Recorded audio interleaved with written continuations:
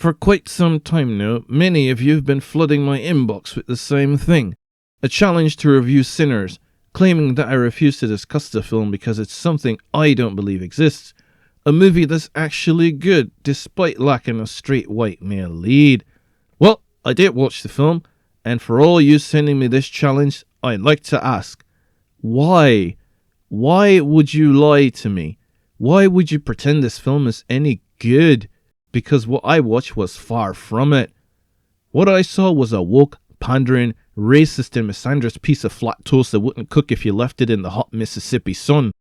The film is about twin brothers played by DEI actor Michael Plan B. Jordan, called Smoke and Stack, because black people prefer silly nicknames as opposed to their actual ones, who embark on an entrepreneurial adventure to open a club when they return home to the town of Clarksdale in 1932. Unfortunately, their plans are thrown into disarray with the appearance of vampires. And of course the main vampire is a white man, appearing out of nowhere, intruding on the black man's domain to suck the blood out of it. Wow, it took about subtle. George Bush doesn't care about black people. Aside from the fact that the vampire Vad died with that sparkly polished turd of a franchise Twilight, making this movie about a decade too late, there's plenty wrong with what you sycophants are calling the best film of the year so far. As I stated in a previous video, that honour goes to Minecraft. First of all, the setting. Having this film take place in 1932, Mississippi is nothing but an excuse to hammer on the suffering that black people allegedly endured during America's Jim Crow era. This is a song we've heard so many times before. Yeah, your ancestors were slaves, and when they were told they were free, faced a whole new kind of systemic racism and prejudice. Cry me a river. When you hear about slavery for 400 years, that sounds like a choice. They're gonna call you an Uncle Tom, Kanye, but at least you get it now. You're one of the good ones. Why can't black people just get over it? What's next? A movie about how white people ruin Christmas?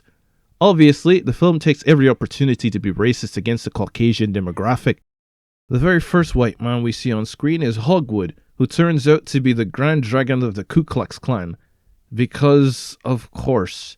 Then when Smoke shoots a man in broad daylight, there's a few white people remarking how black folks are always acting this way. How is calling out black on black crime in any way racist? These are the same people who call out the cops for shooting black people, but if the shooter is another black man, you best not mention it. Then there's Brett and Joan, a married couple minding their own business until they too are revealed to be racist members of the Ku Klux Klan. That's the extent of the film's creativity. Those are some pretty shoddy odds, Mr. Coogler. The movie goes to great lengths to portray every other ethnicity as being more competent than white people. There's the Chinese, and even some Native Americans show up trying to warn Joan about the danger that Remick presents. I'm surprised they didn't put any Mexicans to spout some rhetoric to further the agenda. But that's probably because all the Mexican actors were picked up by ICE and deported, as they should be. That's not where the pandering stops, however. It's not enough that the majority of the main characters are black. The movie has to slip in some feminist overtones as well. Annie is by far the smartest person in the film because she keeps her guard up when it comes to the vampire's tricks.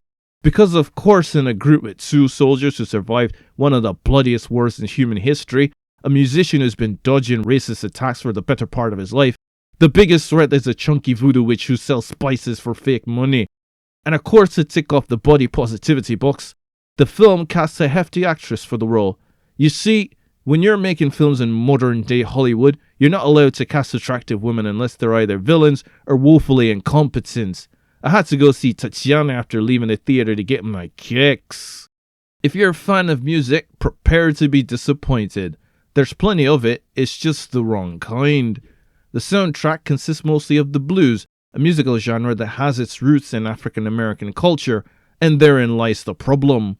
It's a minutes-long assault on the auditory sense, what with all the shucking and jiving and humming these people are prone to.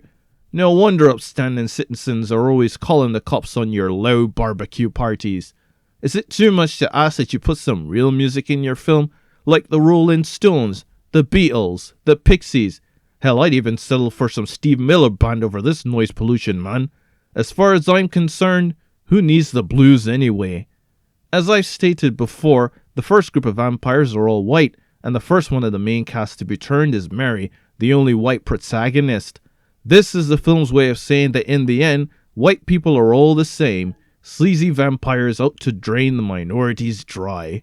The film doesn't know what much else to do with itself, so it just decides, screw it, and makes one of the characters suddenly incompetent by inviting the vampires in, because we might as well have some action in the last act to keep this corpse from bleeding out. In the end, the white man and his followers are defeated in the most anticlimactic scene since Palpatine's defeat in The Rise of Skywalker, and our heroes ride off into the sunset. At least, that's how this flop should have ended. Instead, the movie decides to spend more time subjecting the audience to its white man bad message by having Smoke face off against the Klan. Now, you think he'd have a hard time taking on a whole regiment of heavily armed normal men, since he barely survived the vampires, and that was with backup. But as one of my favorite straight white male YouTubers would say, actually it's gonna be super easy, barely an inconvenience. Smoke takes on the entire gang single-handedly and not only succeeds, he's literally the last man standing, because Wakanda forever, I guess. Samé returns to his father's church where he waits to be invited in, and for a minute I thought he'd been turned into a vampire and the movie just won't end. Luckily, that wasn't the case. When it comes to him being a vampire, that is, because the movie tries to return to the king so hard that it has 3 friggin' endings. I guess I shouldn't be surprised. If there's one thing black people are famous for, it's stealing. Anyway, after a mid-credit scene featuring what passed for fashion in the 90s, and a post-credit scene featuring more blues to mow down any stragglers that survived the assassination on the census, Sinners finally ends. And honestly, the biggest sin is the fact that this DEI nightmare of a movie exists.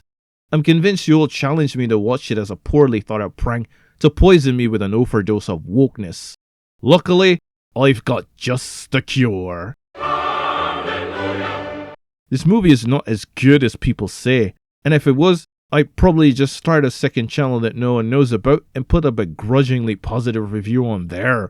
Wouldn't want to alienate my fan base. Daddy's got bills to pay and Tatiana's new jugs ain't cheap. Last call before I close up for the night. I felt so disgusted by this movie, I had to go watch Predator to wash the stink off. Predator, you son of a bitch. At least there's some good that came of this whole fiasco. Alright, show's over. Get out.